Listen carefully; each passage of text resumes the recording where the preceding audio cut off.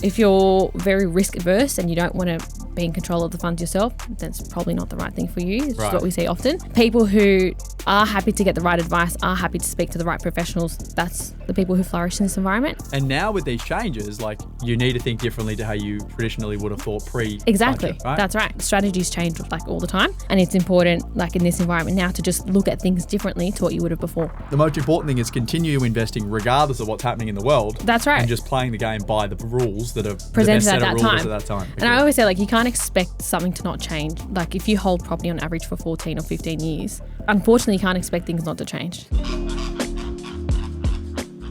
Diana, Hemmad, welcome to the podcast. Thank you very much. We're going deep into a topic today, which is on everyone's minds at the moment because of the budget. Yep. They touched capital gains tax, they touched negative gearing, but one thing they didn't touch was superannuation. And obviously in the property investing world, I think there's a lot of misconceptions, a lot of misunderstandings 100%. around investing in inside of an SMSF. So I thought this episode, what we'll do is we'll break it down step by step. Obviously, you're an expert in the finance world. Yep. A lot of people don't even know you can get finance inside of super. So I want to understand and help the audience understand what the process is, how we go about getting finance inside of super, how long does it take, which lenders do it, what LVRs can we get, and all that jazz, how they work out serviceability. Yep. And everything in between. Amazing. Sound Perfect. Good? Sounds great. So let's do it. I mean, to kick it off, SMSF, a lot of people don't even know what that is. So give us your understanding of like what a self-managed super fund is and, you know, how we actually buy property in it. Yeah. So a self-managed super fund, the way we help our clients with it, it's a vessel where people can control their own retirement funds. Mm-hmm. So if they have their money, like if you have your money with a member or an industry fund, you really like a C C-bus or something like that. Yeah, like a C-bus, you really don't have much say over what happens with that money. They're investing it for you, and like that's kind of that. Yeah. Whereas an SMSF allows you to choose how your money is being invested. So we see it works really, really well with clients who want that control over how their money is being invested within the SMSF. They have the right budgets, they have the serviceability, which I'm sure we'll get into later. Yeah. And they have all the tools in place and the professionals to help them to be able to invest that money and have like a guaranteed almost passive income when they retire. If it's done correctly, right? If it's done correctly. I remember when I was in construction, C-bus was like the standard fund that all the construction workers invested in. And you know, we would sit in lunch sheds and you know, I remember every year actually people would get, there was two things we'd get. We'd get an ACERT statement, which was like, I think it was like a redundancy thing, like the construction industry. So if you ever get made redundant, you get that money. Yep. And we would get our superannuation statements, which was like, you know, how much you had in super. And no one understood what superannuation was. No one actually thought it was their own money. Yeah. Because it was just like every week you get paid, the money hits your bank account, and then there was this other little line item on your pay slip, which was like superannuation, $250 went in there or whatever it was. That's right. And I think a lot of people treat it like that, right? It's like, it's not their money. It just gets paid because it's a government thing that, you know, was legislated. Absolutely. But the reality is superannuation is your money. It is. And it is your retirement fund. Because the majority of people don't invest during their life, right? So it's like that backup plan that says, well, even if you don't do anything and you fuck everything up during your life, this money will be there for you when you retire. Exactly. It becomes like a set and forget for people when it shouldn't be a set and forget, or until it becomes like too late where I'm so close to retirement now that I have to start thinking about it. And I'm like trying to just scramble and like talk to whoever I can to do something with my money. Time. Yeah. And it's like, well, no, if you thought about it a bit earlier and realized like this is actually your money, like this is maybe a deposit you didn't have to save for, like it's just happening for you, or this is money that you can, you know, invest and retire off of. If you do that a bit sooner rather than thinking it's like set and forget, you'll be in a lot better position, You'll be right? in a lot better like position. And when you set up a super fund, and I set up my SMSF last year, if you set up an SMSF and you set up a bank account, which you need obviously to put money in, so you know I set up mine with CBA, the money rolls out of your industry fund into a bank account. Yeah. And right now on my net bank, there is my self-managed super fund with my money in it, right? If I wanted to, I could touch it. Obviously, you're not allowed to. Exactly. But again, I think a lot of people don't understand that essentially superannuation, whether it is sitting in, you know, C-bus or whether it's sitting your own CBA bank account, it's still your money. It's your money. Yeah. And when it's self-managed, obviously there's lots of legislation and all the stuff we won't get into today because that's for the experts that work with that stuff. You choose where it is invested. Could be property, could be shares, could be artwork, could be a lot of different things. Yeah. But it's your choice versus giving your choice to someone else. And nobody cares about your retirement more than you. Correct. No one cares about yourself more than you. More than you. So like CBUS, sorry guys, but you really don't care about Dinah's retirement as much as Dinah's going to care about her retirement. So like when you can control that situation, you're probably going to get better outcomes and results from that versus putting it in someone else's hands. Agreed. Yeah. So let's talk about it. So Super is invested. Let's talk about my situation, right? Yeah. Super was invested with CBUS. Jack Henderson decided, let's go set up a self-managed super fund so I have control. Yep. So what would be the steps post that point to get me in a position and to buy a property in that SMSF? So your accountant will obviously set up the self-managed super fund for you. Yep. And then the bank account, like you mentioned, it just sits like a normal bank account. Yep. You roll over the funds into there. Mm-hmm. You have to set up what's called a bear trust because technically when we're doing lending between an SMSF and a property and a bank, Yep. there has to be a bear trust involved because the bear trust holds that security whilst there's a loan attached to it. So instead of the property sitting in the self-managed super fund, it Yes. sits in the bear trust until it becomes debt-free, and then it transitions over to the self-managed fund. Exactly. And the reason why they do it that way is so that technically the lender can't come after all your assets within the SMSF. If something was to go belly up, they can only come after what's in the bear trust for that particular loan. Right. And the loan is called, which a lot of people would see, a limited recourse borrowing arrangement, right? Exactly. Yes, that's right. What does that mean in technical terms? It essentially means they can only come after Yes, what's they in can that only asset, right? they can only come after what's in the bear trust. So and then you set up your bear trust, you get everything ready, Yep. and then pretty much you get pre-approved. You see how much you can borrow for. So what's my borrowing capacity, and then from there you'd effectively be ready to purchase. So it sounds very simple. Yeah. Why do people make it sound so complicated? When we speak to people, it's like, there's so much involved in setting up a self-managed super fund. I mean, when I set it up, it was relatively straightforward, right? I spoke to my accountant, like you said. Yeah. They go through and they give me what is called a statement of advice, which Yes. was like, you understand the risks associated with a self-managed super fund. Obviously, themselves in I think it was a financial planning arm, That's right. assessed whether or not you can you qualify or whether they deem you to be able to set up a fund. Yeah. And then that was it, right? You set up the SMSF, you set up the bank account associated with that SMSF, and they request the money from CBUS to roll into that bank account, and That's it. a couple of weeks later, there it was. Yeah, things are as easy as hard as what you make them. But also, like sometimes when you're setting up something and it's so new to you, it can be a bit overwhelming because like I've never done this before. If somebody's not in the industry, it seems like it's a lot. But I think when you have the right advice or the right guidance around you to say like just to really simplify it, make it easier, just like step 1, go to your accountant, get everything set up. Yeah. Step 2, let's do this. If you just break it down really simply and easily, you only have to set it up once. And that's Correct. it. It's very Once true. you set up, it's set up, and then you can do what you have to do with it. And generally, when you're doing lending inside of a self-managed fund for people to go buy property, how much of a deposit do people generally have? So around 250,000, Right. I think is a safe starting point that we like to see, and that a lot of our clients start with because it's going to get you a good enough asset where it's worthwhile for you to be able to invest that money into that asset. Yeah. At the same time, it's worth the setup costs and the fees and etc.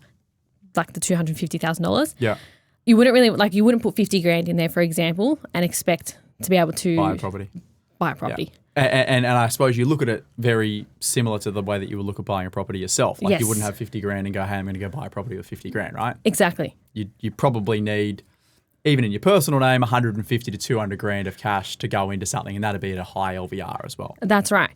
So at 250, at least you can buy something worth around $1 million. Yeah. You might have a bit of liquidity, like money left over as well. Yeah. After you purchase that asset, and then it's nice and comfortable for you. So I think 250 is a really good starting is the baseline. point. Yeah. And that's generally post setup costs, right? Because, I don't know how much it costs. It's different depending on the accountant you use, the statement of advice you get and all the rest of it. But it's probably going to cost you somewhere between 5 and 10 grand. That's right. It's upwards of 5,000. Exactly.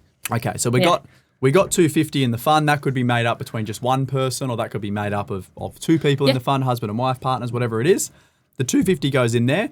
Then when they come to you and they say, hey, we want to get lending sorted, should they do that before they set up the fund to get an understanding of whether they can or cannot borrow and how much they can borrow? Should they do that after they set up the fund? Like, what's the process there? I always think it's a good idea to do it before you set up the fund. Yeah. Just to see what your position is, because you don't want to spend the costs in setting up the fund and then be shocked that you couldn't borrow as much as what you would have liked to be able to borrow. Interesting.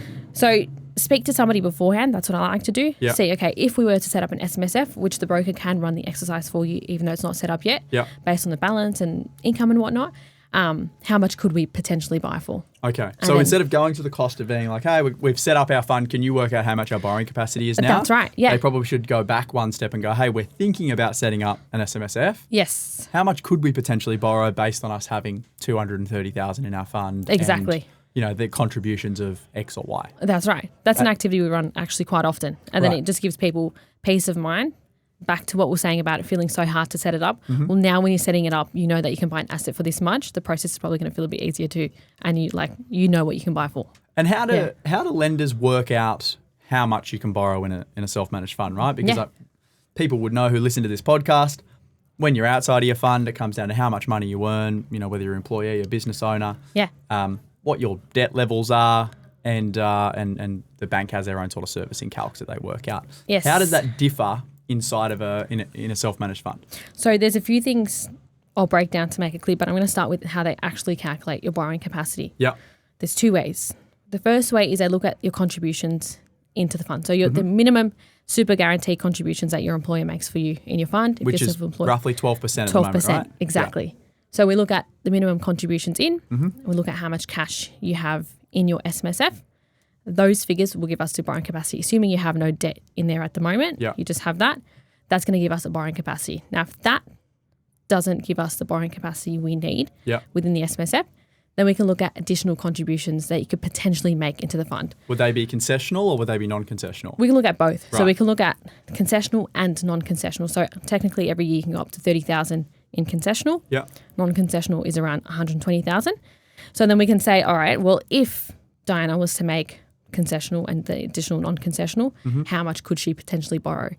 And then the lender really just needs you to say that if you needed to make those contributions, you would be able to, You would be able to, exactly. And does an accountant help with those calculations? Because I don't think most people, we see a lot of really wealthy people and even they don't make max concessional contributions because they don't understand superannuation, right? Yeah. And the potential tax arbitrage. Well, the way we look at it is we said, look, we have to then look at so in scenario 1, we don't need to look at your personal income. Yeah. In scenario 2, that's when we look at your personal income and say, is there enough here in terms of borrowing capacity? If you needed to make those additional contributions, can you afford them? Right. So then the accountant might just need to give a declaration and sign off. It really depends on the lender. Some lenders don't need that. Some lenders will ask for that sign off from the accountant. But it's just to say you have the intention to make that. So then it's going to give us additional borrowing capacity should we need to go down this road as well. So essentially, let's say that we've got husband and wife or partners, they're both making $180,000 a year. Yep. Okay. They're both contributing the minimum, which is say 12% of their 180, which means they're probably contributing plus or minus $20,000, $22,000 a year each. Yep. So there's $44,000 a year going into their super fund as a concessional contribution. So you would work out a servicing calc based on 22 and 22 equaling 44. Yes. And then also projected rental income. Projected rental income. I didn't mention that. So let's just say that also is another $40,000 a year, say. Absolutely, roughly. yeah. So we've got $84,000-ish a year of income. Yep. Would that $84,000 a year of income then in the self-managed fund essentially give you the same servicing, assuming you had no debts outside of super, if you had $84,000 a year of income outside of super? Would it be relatively similar? It's similar. So for a couple earning $300,000 combined household income, so $150,000 each, each of their contributions is $18,000 concessional, that's a minimum super guarantee. If they had, for example, $300,000 sitting in their SMSF, without looking at additional contributions, they could easily buy for $800,000. Okay, with the 300 of cash. So they'd only need to use 200 of it and they'd have 100 liquid left over after that as well. Now, that same couple, if they were to use their additional, if we were to do the additional contributions. Yep, so go to 30,000 per person. Yep, go to 30 and then maybe even include the 120 on top, they could easily go to 1.5 purchase price. Okay. Same couple. Yeah. Okay, so if you've got the capacity to do the up to $30,000 contribution per person, that'll take your contributions from say 36,000 in that scenario to 60. Exactly. And that would give you more capacity. Absolutely. And then if you wanted to push it even further, you could do the non-concessional contributions, which are post-tax. Yes. And that would take you up to a much larger number. But then it's going to come down to, all right, do you have the liquidity? So do you have enough money sitting in your SMSF to cover that deposit? Yeah. Which takes me to LVRs. We can go up to 90%. Which I think not a lot of people know, right? A lot of people think that's a lower LVR in super where, I only found out about it in recent months where lenders now are pushing to 90. Exactly. So you can go up to 90 residential, you can go up to 80 commercial, which is unbelievable because if anybody knows commercial outside of SMSF, it's hard to get an LVR past 60 or 70 depending on the asset that you're actually purchasing. And does that still matter inside of super? The asset type, absolutely, if it's commercial? Yes. Right. So with both residential and commercial, yep. the asset type and postcode does matter, particularly the postcode when it comes to residential, because then it's going to change the LVR. And postcode meaning if you go and buy in a rural area or a regional area or an area maybe like, I don't know, Docklands or something like that, when you're buying an off-the-plan apartment, yes, the bank will lend you less or the lender will lend you less. Exactly. Right. So what we do with our clients, we're always like, once you're pre-approved, send us a postcode that you're genuinely interested in. Yeah. So that we can make sure you can get the lending you require for that particular property, rather than committing to it because you think you're pre-approved and then not being able to get the funding after. My advice to those people is if the bank won't lend you the maximum on that number, it means they think it's a risky investment and you probably shouldn't buy it. That's a very good point. Yeah. Absolutely. You probably should not buy it. Yeah. So that's interesting. So in that scenario, though, if we use those two people on $150,000 a year, what's the probability of them being able to put in the extra contributions? Like I'm assuming that would probably only be for business owners, right? Where they might have 150 each of PAYG. Yes. And then they've got a business also that has good profit. That's right. The profit doesn't calculate in their servicing calcs in super, yes, but it would give them the ability to make the extra non-concessional contributions. That's correct. It would really be business owners who have that cash sitting there if they to be able to contribute. To be able to contribute. And do they need to be able to contribute that on a yearly basis? Because obviously with servicing, it's like worked out. Over the life of the loan, 30 years. So effectively you would need to be able to contribute it over the 30 years. Right. Yeah. So if you were like, hey, we want to max out our 120-ish per person per year, which would be 240 extra on top of your max 60 contributions as a couple, I'm assuming they want to see that you can probably demonstrate that for a period of time. Absolutely. Yeah, absolutely. not just like a once-off. So if you were just the PAYG on 150 a year, but you had some more cash over there, you wouldn't just be able to say, oh, I can make the extra contribution once. No. Because you couldn't demonstrate it for a period of time. Exactly. Right. Yes. So that's a scenario, and we see this all the time with business owners who are buying the higher dollar value commercial assets. Yes. If they were just using their concessional contributions, they can't borrow bugger all. That's right. But if they push it with their non-concessional, that's what allows them to buy multi-million dollar commercial assets. Exactly. And that's the beauty of the SMSF, that you can demonstrate that if you need to. And also with a self-managed fund, if you have one person in the fund, say you're a single, yes, like me in my self-managed fund, it's just me, versus if you had a couple, versus if you maybe had 4 business owners, like all partners, the servicing is significantly different, right? Yes, because then we have, say, you'd see it often with medical professionals, so doctors coming together to buy a practice, something along those lines. Let's talk on this. Yeah, this is interesting. So if there's 4 of them in the fund, then that's 4 sets of SMSF balances, firstly. So you got more cash? You got more cash in there, and then you also have more contributions, more concessional, and if we need to, non-concessional contributions, which is going to get us to a higher purchase price, which you'll see often, particularly with, like I said, commercial doctors looking to come together to buy a practice, etc.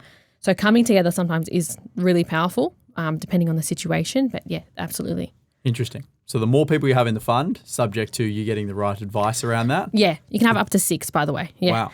There you go. Which means you could probably borrow 6 times the amount as you could as an individual. Yes. Assuming also you can make those non-concessional contributions as well.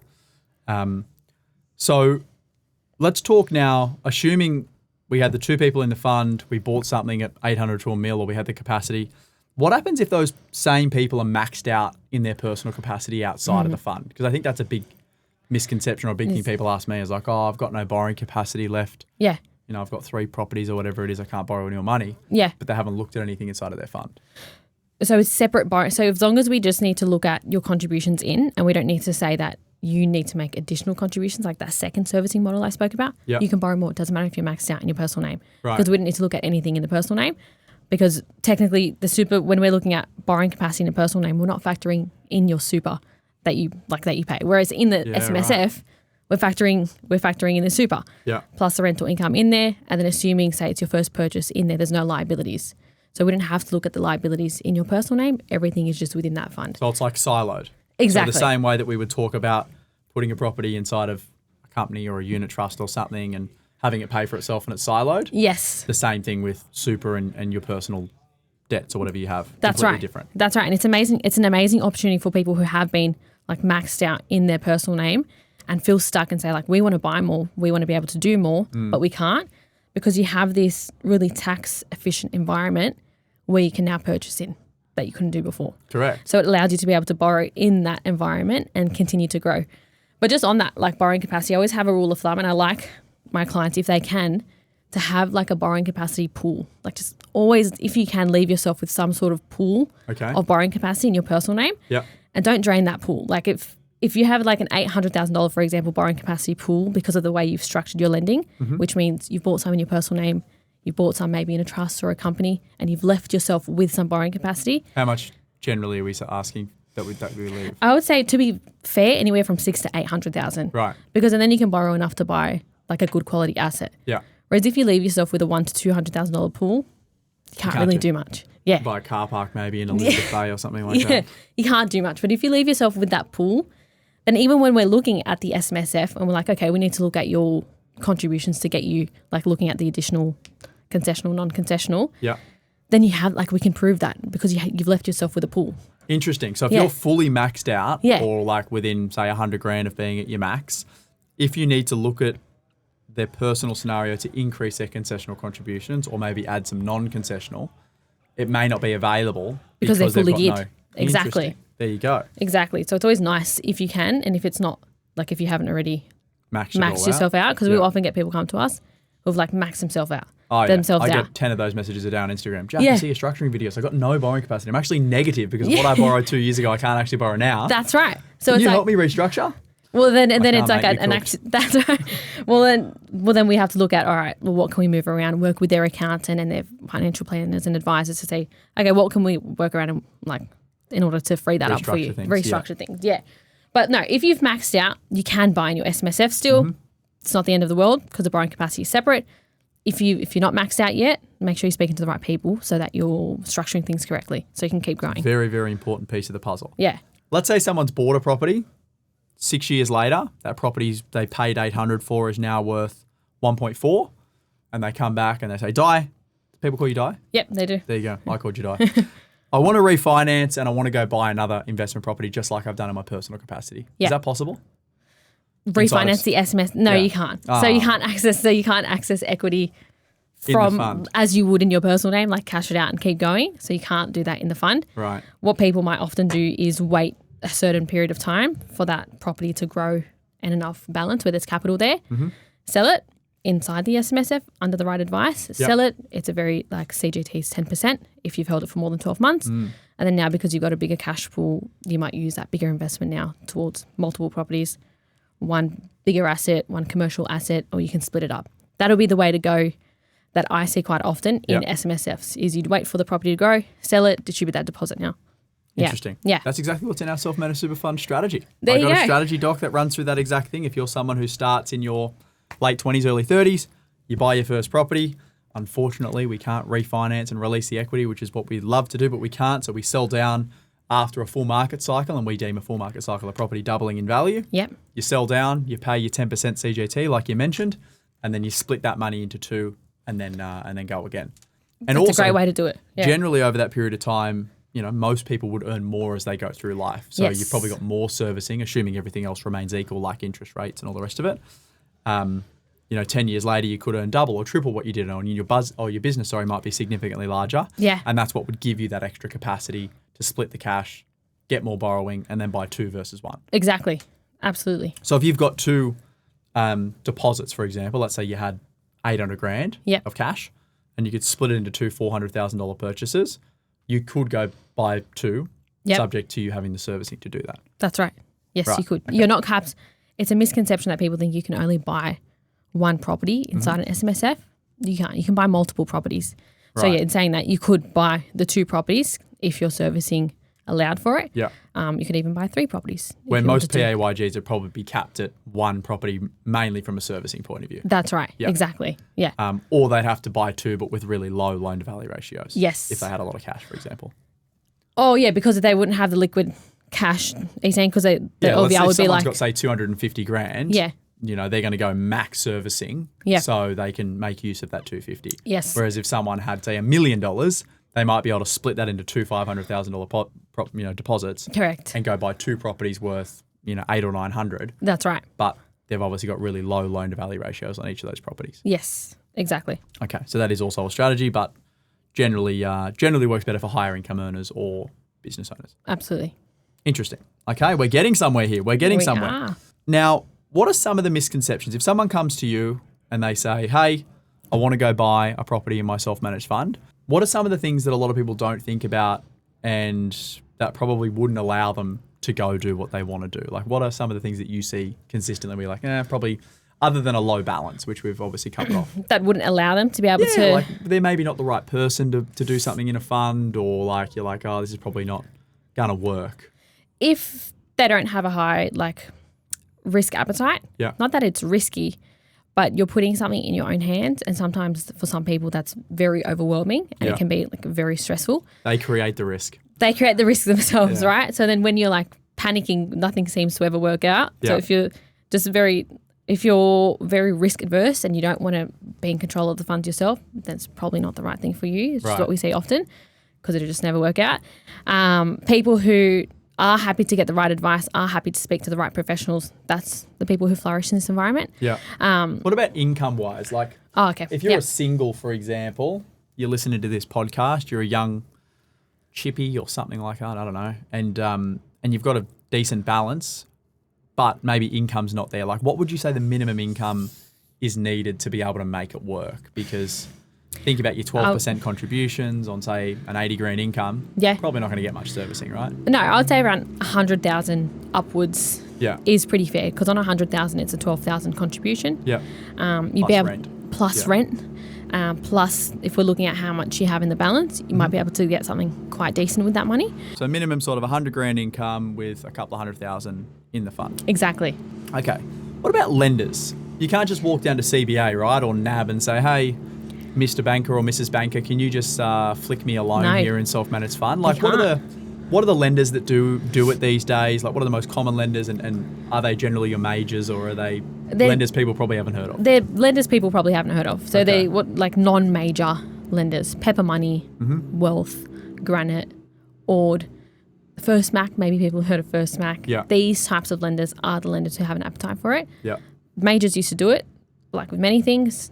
Majors stop doing it, and then the non-majors come in and take it, specialise in it. So these lenders specialise in it, and they're the ones we use in order to help our clients secure. So we have at least 10 to 15 anyway that do it. So there's more than people think, right? Heaps more. Yeah. Heaps more than people think. They're not the ones that you're seeing on TV and hearing on the radio. No, absolutely not. Latrobe's another one. So these kind of guys do it. It's really good because it also gives you, if you don't fit in with First Mac's policy because of their whatever their policies are, then you might fit into Latrobe's policy. Right. Or then you might fit into First Mac's policy. So the more lenders that do it, the better it is also, because then the more chance, right? You get a selection, more chance of fitting in somewhere. And with those lenders, do they all do the 90% lending? Is it only some of them? Give us an understanding of so they'll have different rules around them. Yep. So, for example, Latrobe or Pepper will go to 90 and they don't charge a risk fee. So they might not charge you a risk fee, which is the equivalent of LMI. Whereas so a risk fee might be 1% of the loan, for 1% of the loan amount, that's right. Whereas Wealth might take you, or Asset Line will charge you a bit of a risk fee if we're going over an 80% LVR. Right. So then they all offer these different tiers and structures depending on, same thing with postcodes. One lender might view a postcode too risky and they might have a lower LVR for it, but then another lender might not view that postcode as risky as the other. Right. Yeah. So that's why it's important to work. I mean, you actually don't have a choice not to work with a broker in this scenario. No, you have to. No one would know what to do. Exactly. What is Wealth? How do I look up Wealth? How do I talk to someone from Wealth? So the reality is, if you want to do something in an SMSF and you've got an advice to go buy a property in your fund, you need to work with a broker who understands it. Otherwise, you're not going to be able to get lending, or it's going to be very challenging. Yes. What about pre-approvals? Do you need a pre-approval? Do you not need a pre-approval? What's the process with a pre-approval? How long do they take versus a normal loan? It's pretty similar, the pre-approval space, to a normal loan process if you've ever been through one. So we'd effectively look at your situation. You'd have everything set up by now when you're getting pre-approved in terms of the SMSF and the Bear Trust and whatnot. So you need all of that stuff set up before you get the pre-approval? Yeah. So you don't need it set up to get your servicing calculations to make sure that you can get the lending? That's right. But then to actually get the piece of paper that says you can go buy a property now, it all needs to be set up. And it's just nice and easy too. Yeah. It's ready to go. That way, once you find something, you can just execute on it and there's no waiting anyway. Okay. So we do the borrowing capacity, see it, fit you in with the right lender. Pre-approval will take 1 to 2 weeks depending on that lender's time frame. It's not a very long process, and then you get the piece of paper that says you're able to buy for X amount at an X LVR, and then you just go out and execute, find that property, get the contract of sale, get a cooling off period, whatever the situation is, and then get the full approval. Yeah, generally if we find a property, it's in the self-managed fund. One of the things about buying property in a self-managed fund is depending on the state that you buy, and we know this from buying. It's like some of the states you need to have certain information on the contract. Other states you don't need to have the information on the contract, like the Bear Trust, for example. Yes. In some states, it needs to be set up before the transaction happens. In other states, it can be set up after the contract gets signed. Yes. And you only learn this stuff from going through the process many, many, many times. That's right.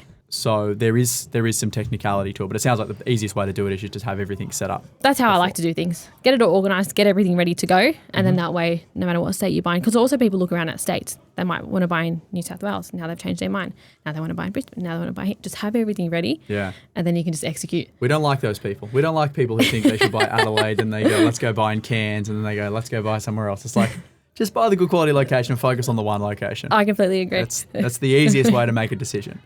Let's talk about probably a thing that's on everyone's mind when it's to do with property and finance at the moment, which is all these changes that have been proposed in the budget. Now, like we said, change negative gearing, change the capital gains tax, discount, potentially changing, tax on trust distributions. But one thing that was left out of the most recent federal budget was obviously self-managed funds. Yes. Now, they did change taxation under the 296, Division 296. That's if you right. want to know what that is, go and research it. But it's essentially like the income tax payable on net balances over 3 mil and net balances over 10 mil. Yeah. That is per person inside of a self-managed fund. So you could really have 6 million if it was 2 people in the fund, or 20 million if it was 2 people in the fund. But they didn't change capital gains tax and the discount on capital gains tax inside of SMSF. They didn't change how much tax you pay putting money into your fund, and that's why we're getting way more questions now about it. Yeah. Than we were pre-budget, right? That's right. Now it's like, it hasn't changed, so maybe we'll go and invest in super. So what are you hearing about that versus, I'm assuming you're hearing a lot of shit about negative gearing and all the rest 100%. And it's SMSF is such an opportunity now. It was always an opportunity, but I think these changes have made people realise how much of an opportunity it actually is. So they didn't touch, like we said, the CGT. It's 10% during the yes over a year, because you get the 33% discount. That's right. And then investment income is 15%, and then in retirement it's pretty much zero. So they didn't touch any of that. And what I was saying to Jaff the other day is I was saying, well, if we reframe everything now and say, okay, they've taken away negative gearing for established properties, right? If people just shifted their perspective a little bit and said, okay, well, if I make $100,000 and my contributions are I make $100,000 and my contributions are $12,000 a year. Yep. I'm assuming because now I can't get negatively geared properties and whatever, my household makes a lot of money. Well, if I say, okay, we'll take your contributions to the non-concessional amount, which is 30. Yep. Okay. So an extra 18 grand on top. An extra 18 grand on top, because you can set it up with your employer and say, hey, can you do a pre-tax deduction every pay slip and then pop it into my super fund? Yep. So if you were to take that out as a pre-tax deduction, put it into your super fund, then you can accumulate effectively a deposit, or you can contribute more to a property within an SMSF. So now you're not negatively geared, but you're getting a similar benefit in terms of reducing your tax. Right? Yeah, you're getting a deduction. You're reducing your taxable income. So instead of paying the blended rate of say 30% on income that you'd pay at around that $100,000 limit, you could take 18 grand off the table that you're paying currently 30% on. That's right. Put it into super and only pay 15% on it. Exactly, and which means you're getting a 15% deduction. And the good thing about that is that it's not negative gearing. Was obviously the property is running at a loss. Okay, so there's money lost, then you got some sort of benefit from it tax wise. You're getting the tax benefit in this situation, but the money's not lost because you're putting it towards an income generating, wealth growing asset. So the money's actually, it's like a double win. It's like I get a bit of a tax benefit here. And it's going into my own fund, right? And what you see with the self-managed fund is when the money goes out of one account, which is where you supposedly get paid, and into your self-managed account, yes, you're just sort of moving money from bank account to bank account. Exactly. So you're keeping your money within your own pool, but you're getting a benefit here and then you're growing here for a different benefit. So if we just shift that perspective a little bit and say, hey, let's take away from here, feed it into here. And it doesn't impact, like if you were to do that and you're like, well, I want to keep buying property in my personal name, but now I'm like taking out pre-tax deductions. Well, effectively, when it's a voluntary pre-tax deduction and you're buying in your personal name or buying in a trust, but you need to use your personal borrowing, you just let the lender know through a declaration to say this is voluntary, and if I ever need to cancel it, I will cancel it. So in saying that, it's not even going to reduce your borrowing capacity in your personal name. So what you're saying is you could buy a property in your self-managed fund today, make those extra contributions, say the 18 grand. Yes. Get 5 years down the track, that property's rent's increased, maybe the rates come down a little bit, it's cash flowing itself and it probably doesn't need my extra contributions. Exactly. So you can then decrease those contributions back to your standard 12% or whatever it is at that time. Yeah. And all of a sudden that money now goes back into your normal pay packet, which could increase your servicing to go do something personally. Yeah.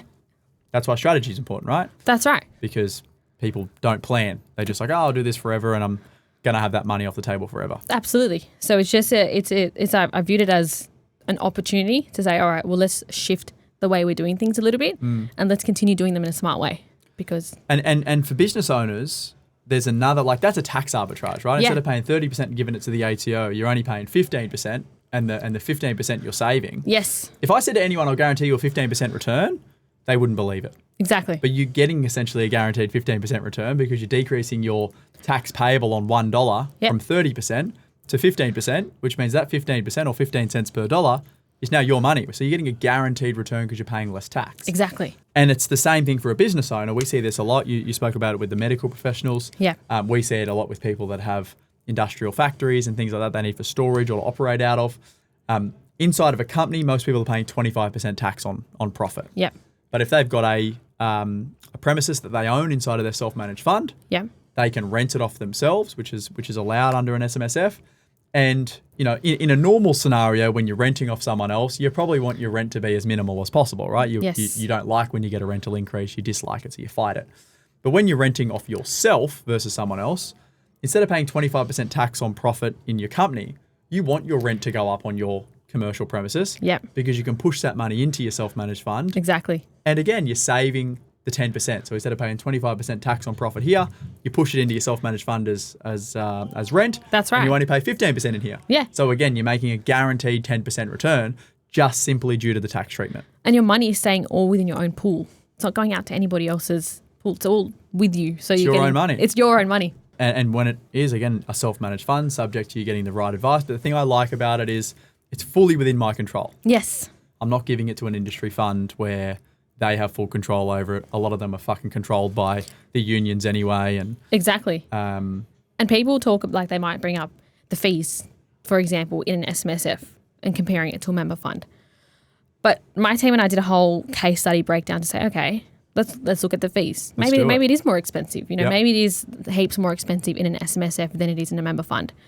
But what we realised was that member funds at the start seem cheaper because they're anywhere from, say, 1 to 1.5%. And at the start... Of your balance. Of your balance. Correct. And at the start, your balance is lower. Mm-hmm. But you're holding this for at least 30 years. And hopefully that balance is going to grow because that's the whole point of the super fund, right? Yeah. So as that balance grows, your fee grows too. So you can end up paying up to $500,000-$600,000 in fees over the life of being in a member fund. That's so interesting. Yeah. So let's just say you're a 30-year-old right now. It may seem like you're going to pay more under an SMSF. Yes. When you've only got 250 grand in there. But the idea of a super fund is your balance grows, right? Exactly. But when your balance grows, your fees grow with it. That's why financial planners love retired people. Yeah. Because per person they work on, they make more money because they charge a percentage of fees under a percentage of assets under management. Exactly. And that's what they love old rich people because old rich people need the least amount of work, but they get paid the most amount of money. And that's the thing with percentages. It's a bit of a trick sometimes where you think you're paying less than what you're paying. Plus, so with SMSFs, you know how much you're paying every year, but the cost doesn't vary like a percentage. It's pretty fixed. It's pretty well fixed. Audit fees. You got your audit fees. You got the tax returns. Of the SMSF. Exactly. These types of things to just renew the ABN and whatnot. Yeah. You know, if it's a corporate trust in, etc. So they're pretty fixed. Let's call them $7,000, $7,000 to $9,000 for argument's sake. Per annum. Yep. That's going to stay within that range. Yeah. You know, the only thing that's going to change if the ATO increases their fees by 50 cents every year.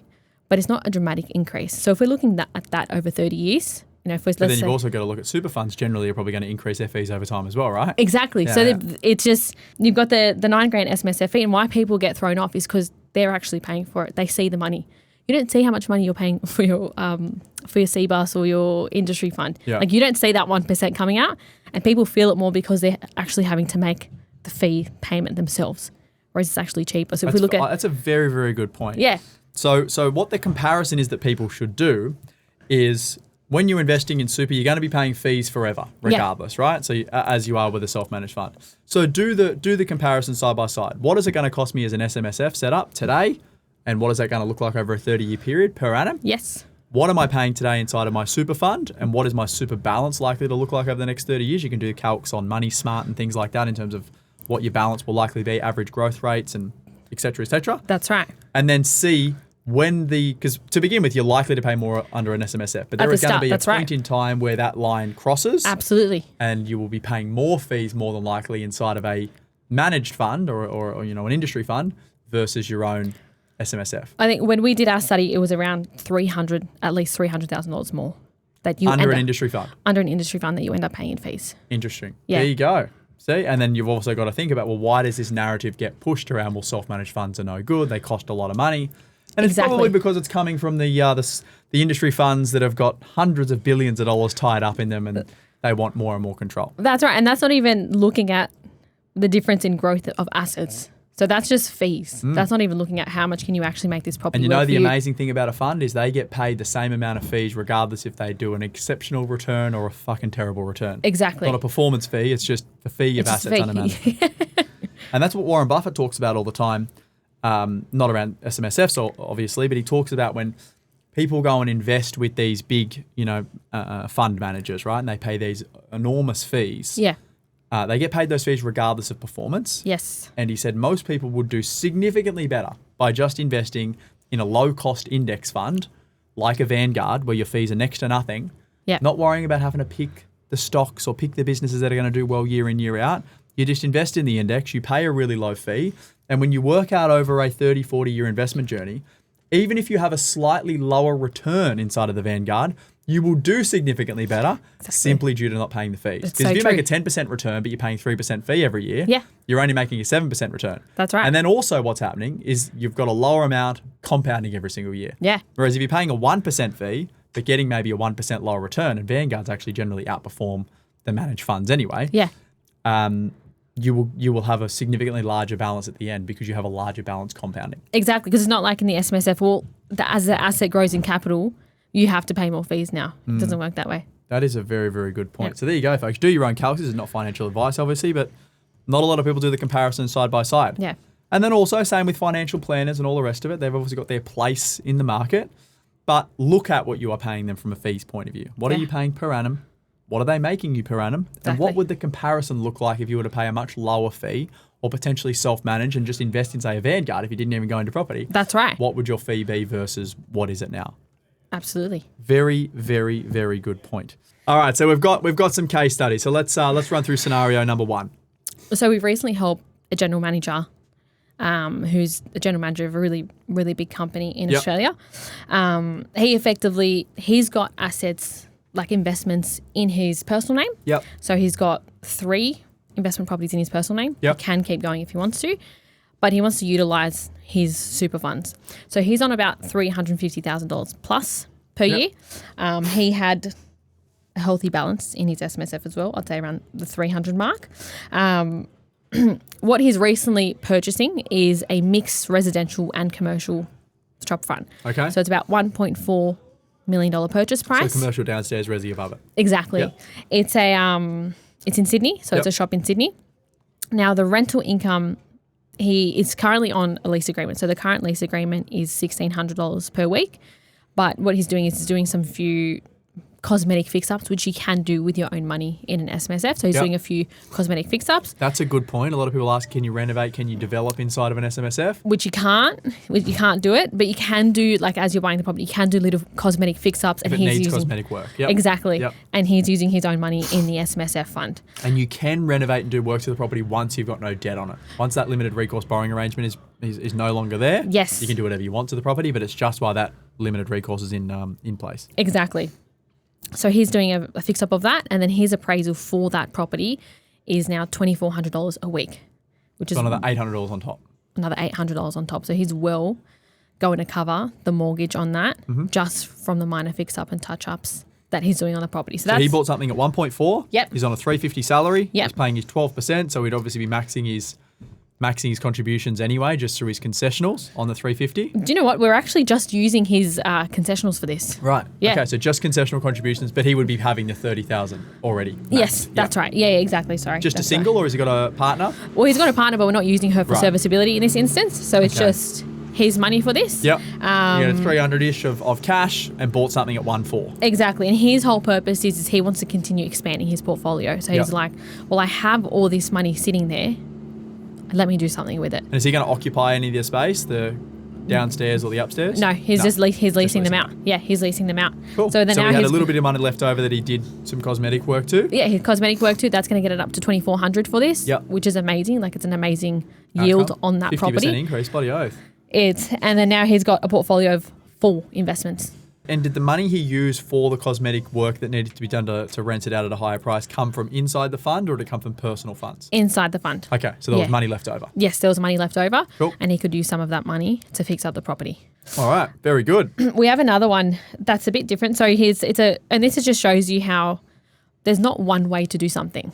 Like, you don't have to do you don't have to go and put your whole member fund or your industry fund into an SMSF and use it. Right. Some people split it. So these clients split it because they're like, we want the diversity. We want a diverse portfolio. So they had 500,000. They've kept 200 in their member fund and put 300 in their SMSF. Interesting. So they've got two funds now. Yes. 200 is invested with whoever it is, CBUS, Australian Super, blah, blah, blah. Yes. 300's come out into their self-managed fund. That's right. Okay. So nice and diverse. Their household is on around $480,000. So two Good incomes. Quite healthy streams of incomes. Now, he can buy for quite a bit, but he's choosing to buy for $650 because he wants to stay liquid. Just depends on his strategy. He's buying for $650. Sounds very risk adverse. Well, do you know what? Considering what he has in his personal name, he's not that risk adverse, but in this instance he is. So makes $480,000 a year and we'll buy an investment that is just more than a year's salary. There you go. That makes sense. So no shade. I wasn't trying to shade. So $650 because he wants to stay liquid and he wants diversity of a portfolio. So now he's got his property. So $650 is essentially gone in with nearly a 50% LVR. He has. Yeah. Yeah. So now he's got that one property in his SMSF. So if we look at his, because we need to look at things as a whole. Yeah. Like, what are you doing all together? Mm-hmm. Not just SMSF and not just personal name, not just this. What are you doing all together? So in his personal name, he has one property in his actual personal name, him and his wife. Yeah. Is that the owner rock? That's the owner rock. Yep. And then they've got, they have two in a personal name. Yeah. One in a company structure, which we've helped him with. He's buying another one in the company structure, which we're also helping him with. And then he's got the SMSF. And this is my favorite setup because it's like I'm getting, my hand is in every pie. You know, I've got the ones that are owned personally, I'm assuming one's the owner rock, yes. One's an investment, which would be a grandfather negatively geared property. Exactly. Amazing. Now we've got the company structure, not subject to CGT, not subject to negative gearing, subject to company tax and obviously carrying forward losses. Yeah. Another one of those. And then obviously the self-managed fund as well. That's Plus right. he's still got some invested in equities or whatever the normal super fund is. Exactly. So he's getting, he's just got this whole range of things where I'm getting a different benefit for every structure that I'm holding a property in now. I'm getting the SMSF benefit, like you said. I'm getting the company benefit. I'm getting the personal name benefit. So I actually like these. I like that too. Yeah, I like it. It's just good to get, because there's not one way to do something ever. Like, there's a few ways to do things. And now with these changes, you need to think differently to how you traditionally would have thought pre. Exactly. Budget, right? That's right. Which a big one is the debt recycling that I used to talk about heavily. Well, now it's like maybe instead of selling that old owner occupier property, like I potentially would have in the past, and then moved the money into the new owner occ and then refinanced out and gone and bought an investment. So you've got less owner occupier debt. Maybe you keep the old owner occupier. Hopefully you haven't paid down the loan and you've just used an offset account. Yeah. Take money out of the offset, go buy the new owner occupier with that. Exactly. And now this old owner occupier's grandfathered, you get the negative gearing benefits on it. That's right. Whereas pre-budget, I might have had different advice or I might have a different opinion on that. And same thing, and that's why I always just bat on about stop using your redraw account. Because if you used your redraw account all these years, on your own occupied home, well, now you can't do that strategy anymore. Correct. Whereas if you used your offset account, Well, now you can do it. The money's so flexible now in that offset account where it's going to enable you to do that. Same thing with your investments. Realize with the redraw, right? Yeah. The redraw, when you give it to the bank, it's the bank's money, not yours. Yes. When it's the offset, it's your money, not the bank's. Exactly. Same thing with the investments. Like I'm putting out so much education now to say if you're putting money in your investment, maybe you should consider stopping like in your redraw account because especially if it's grandfathered and it's negatively geared, you're reducing the balance. Whereas Which if means it's you're reducing your negative gearing benefits. So have it in the offset. But yeah, like we said, strategies change like all the time. And it's important like in this environment now to just look at things differently to what you would have before. Correct. Yeah. And who knows, in a couple of years' time, all this stuff might be changed again if Labor don't get back into power and a new political party comes in and changes it. Exactly. So the most important thing is continue investing regardless of what's happening in the world. That's right. And just playing the game by the rules that are, presented the best at set of that rules time. at that time. And I always say, like, you can't expect something to not change. Like, if you hold property on average for 14 or 15 years, unfortunately, you can't expect things not to change. Correct. They're I going did to something change. the other day, I think, with Lockie. He's a 19-year-old kid, and I said, like, imagine 40 years you're going to invest for. Yeah. So let's look at 20 years prior to, when you were, let's just say when you were born, what were the rules then and how has property performed over this 20-year period? Exactly. And then for the next 20 years, it'd be like naive of you to think things are not going to change. But the market continues to adapt and do what it does and, normality returns. And if you adapt too, then that's how you can achieve what you want to achieve. If you're so stuck and hell-bent on like, oh, it was like this before and it's too risky now and etc., well, you're not going to grow with it. I look at other people Triggerboff as like the number one example of this. He's like Yeah. 95 or 96 years old. Yeah. Has been in property since he was like late teenager, early 20s. So 70 odd years in the property market, Australian property market. He's worth, $20 odd billion now. Yeah.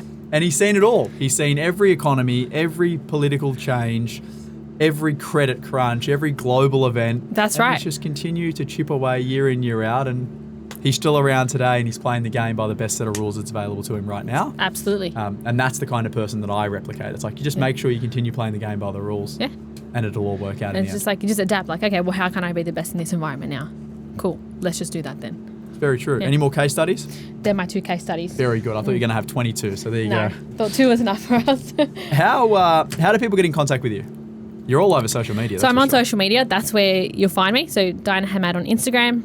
Link is in our bio. If you want to click us there, have a chat. Otherwise, We'll you can Google put a us. link in the show notes. Thank you very much. I'm also on YouTube, breaking YouTube down as everything well. down We're there. getting on our YouTube game now. Yeah, so I'm on YouTube if you want to watch some of those. And that's how you find us. Bub on the way.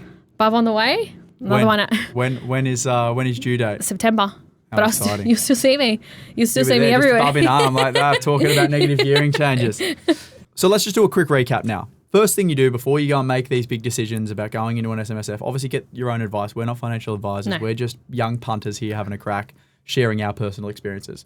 But it sounds like if you want to understand how much you can borrow, Yep, see the broker first. absolutely. How much can I borrow if I was to go into an SMSF with Yep. my contributions and the fund that I have, all the cash that I have?